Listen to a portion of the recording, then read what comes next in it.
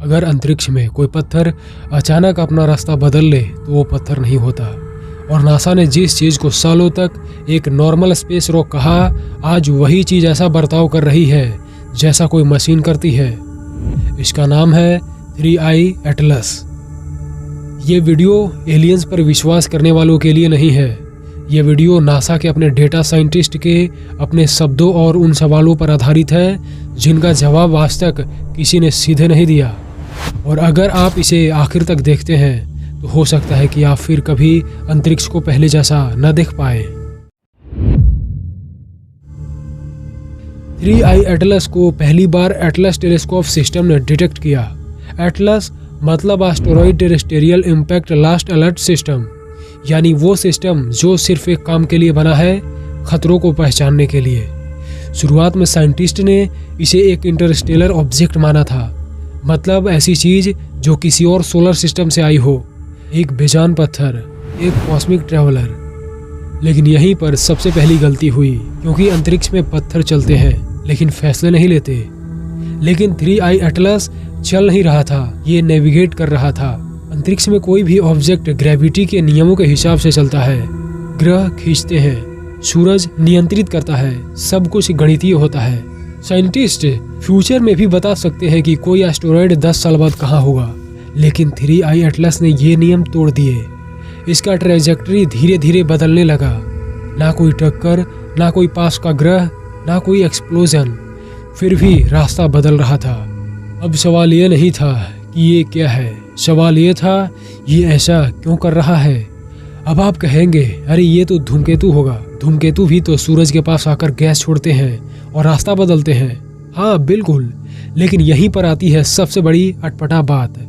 3I Atlas में कोई धूमकेतु वाली पूंछ नहीं है, इसमें कोई कोमा नहीं है जो धूल और गैस का बादल होता है। ये एकदम ठोस पत्थर जैसा दिख रहा है। तो अगर यह धूमकेतु नहीं है और एक साधारण एस्टेरॉयड भी नहीं है, तो ये क्या है जो इसे अपनी दिशा बदलने की ताकत दे रहा है? इस सवाल का जवाब वैज्ञानिकों की नींद हराम कर चुका है। नासा का पहला इंटरनल डाउट। नासा के इंटरनल फाइल्स में एक शब्द बार बार लिखा गया, नॉन ग्रेविटेशनल एक्सेलरेशन, मतलब कोई ऐसी ताकत जो ग्रेविटी नहीं है लेकिन ऑब्जेक्ट पर असर डाल रही है। अब ध्यान से समझो, अंतरिक्ष में ग्रेविटी के अलावा अगर कोई फोर्स काम करे तो सिर्फ 3 कारण हो सकते हैं: gas emission, radiation pressure, artificial propulsion. Gas emission को साइंटिस्ट ने रिजेक्ट किया, रेडिएशन प्रेशर भी मैच नहीं हुआ। तो बचता है तीसरा, जिसे कोई पब्लिक में बोलना नहीं चाहता, क्योंकि प्रोपल्सन प्राकृतिक नहीं होता। अगर यह सच है कि 3I एटलस कोई साधारण पत्थर नहीं है, अगर यह अपनी मर्जी से रास्ता बदल रहा है, तो क्या इसका मतलब यह है कि इसके अंदर कोई बुद्धिमत्ता, इंटेलिजेंस है? क्या यह किसी दूसरी सभ्यता का निगरानी जहाज, स्काउट शिप है जो भेष बदलकर हमारे सौर मंडल में घुस आया है?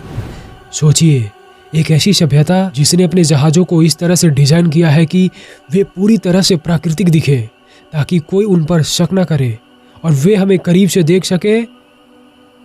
ओमुआमुआ को कुछ वैज्ञानिकों ने एलियन स्पेसशिप कहा था, लेकिन ओमुआमुआ तो सिर्फ गुजर रहा था। 3I एटलस तो हमें घूर रहा है। अगर आपको ओमुआमुआ याद हो तो आपको पता होगा कि यह पहली बार नहीं हुआ। 2017 में ओमुआमुआ आया और उसने भी बिना कारण अपना रास्ता बदला। अब वैज्ञानिकों ने कहा ये एक रेयर नेचुरल ऑब्जेक्ट है, लेकिन बाद में हार्वर्ड के प्रोफेसर एवी लियोब ने सवाल उठाया, अगर ये सेल की तरह रेडिएशन से एक्सेलरेट हुआ तो क्या ये आर्टिफिशियल लाइट सेल हो सकता है? नासा ने ऑफिशियली इस थ्योरी को एक्सेप्ट नहीं किया, लेकिन रिजेक्ट भी नहीं किया। और अब 3I एटलस ओमुआमुआ से भी ज्यादा स्ट्रेंज है, क्योंकि ये सिर्फ गुजर नहीं रहा, ये रुक रुक कर चल रहा है। इतिहास में ऐसे कई मौके आए हैं जब हमने आसमान में ऐसी चीजें देखी हैं जिन्हें हम समझ नहीं पाए। कभी उन्हें अनजान उड़न तस्तरी कहा गया, कभी सरकारी रहस्य। क्या ऐसा हो सकता है कि 3I एटलस उसी तरह की किसी छिपी हुई गतिविधि का हिस्सा हो?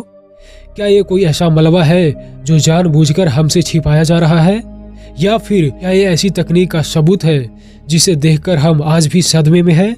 याद रखिए, सबसे खतरनाक शिकारी वही होता है जो भेष बदल कर आता है। ऑब्जर्वेशन एंगल, सबसे खतरनाक हिस्सा। अब ध्यान से सुनो। 3I एटलस का पथ पूरी तरह रैंडम नहीं है।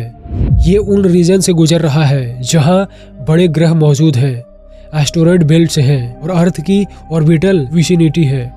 मतलब ये ब्लाइंड नहीं है, ये ऐसे मूव कर रहा है जैसे कोई चीज एनवायरनमेंट स्कैन कर रही हो। और स्कैनिंग हमेशा क्यूरियोसिटी से नहीं होती, कभी कभी ये असेसमेंट होती है। नासा और अन्य स्पेस एजेंसियां 3I एटलस पर 24 घंटे नजर रख रही है। टेलीस्कोप की मदद से हर छोटी से छोटी जानकारी इकट्ठा की जा रही है। भविष्य में इसे करीब से देखने के लिए शायद कोई नया मिशन भी लॉन्च किया जा सकता है, लेकिन तब तक 3I एटलस एक रहस्य बना हुआ है, एक घूमता हुआ प्रश्न चिन्ह जो हमारे ब्रह्मांड की समझ को चुनौती दे रहा है। ये हमें सोचने पर मजबूर कर रहा है कि क्या हम सच में अकेले हैं, और अगर नहीं तो क्या ये दूसरों का हमारे घर में चोरी छिपे आने का संकेत है। रेडियो साइलेंस, जो नहीं मिला वही डरावना। वैज्ञानिकों ने रेडियो सिग्नल खोजे, लेजर रिफ्लेक्शन से देखे, कोई क्लियर कम्युनिकेशन नहीं मिला। लेकिन रेडियो साइलेंस का मतलब हमेशा नेचुरल नहीं होता। एडवांस टेक्नोलॉजी इमिट नहीं करती, वो लिसन करती है। और अंतरिक्ष में सुनने वाला ऑब्जेक्ट ज्यादा खतरनाक होता है बोलने वाले से, क्योंकि बोलने वाला अपनी पोजीशन रिवील करता है, सुनने वाला नहीं। नासा की भाषा बदलने लगी।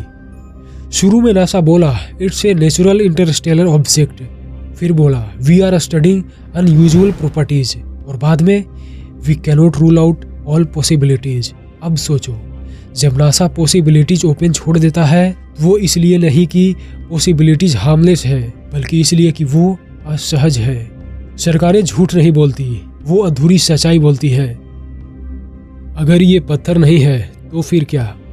अब 3 पॉसिबिलिटीज बचती है, unknown natural phenomenon, ancient non human debris, artificial probe. तीसरी पॉसिबिलिटी सबसे डेंजरस है और सबसे साइलेंटली डिस्कस्ड, क्योंकि प्रोब्स रास्ता बदलते हैं, ऑब्जर्व करते हैं, रिएक्ट नहीं करते। ठीक वैसे ही जैसे 3I एटलस कर रहा है। और प्रोब कभी अकेला नहीं आता, वो बस पहले आता है।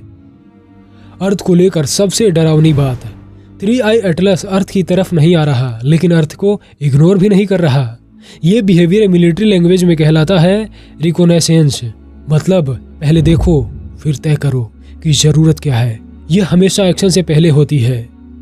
अब सवाल उठता है, अगर ये इतना अनयूजुअल है तो पब्लिक अनाउंसमेंट क्यों नहीं? एक सीनियर इंटेलिजेंस एनालिस्ट ने कहा, people are not ready for ambiguity. मतलब लोग एलियन से नहीं डरते, लोग अनसर्टेनिटी से डरते हैं। और सरकारें पैनिक को एलियन से ज्यादा डेंजरस मानती है, इसलिए सच धीरे धीरे डाला जाता है।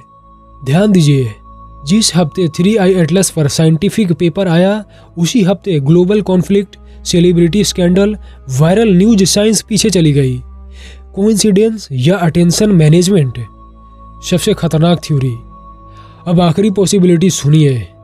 हो सकता है 3I एटलस एक्टिव न हो सकता है ये डोरमेंट प्रोब हो, जो एक्टिव तब होता है जब इन्वायरमेंट सूटेबल लगे। ठीक वैसे ही जैसे पुराने सैटेलाइट्स डिकेड बाद जाग जाते हैं, और डोरमेंट चीजें सबसे ज्यादा खतरनाक होती है।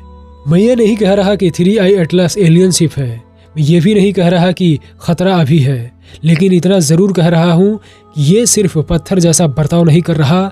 और जब अंतरिक्ष में कोई चीज सोच समझकर रास्ता बदले तो सवाल पूछना जरूरी हो जाता है, क्योंकि हर प्रोब पहले देखता है फिर तय करता है। और अगली वीडियो में हम वो डेटा देखेंगे जो पब्लिक डेटाबेस से अचानक गायब हो गया। या वो भी एक कोइंसिडेंस था, या किसी ने हमें देखने के बाद कुछ बदल दिया। तो दोस्तों, आज की वीडियो इतना ही तक। इस वीडियो को लाइक कीजिए, शेयर कीजिए और इस चैनल को सब्सक्राइब जरूर करें, ताकि एक और धांसू वीडियो आने वाली है जो सबको चौंका देगी। Thank you.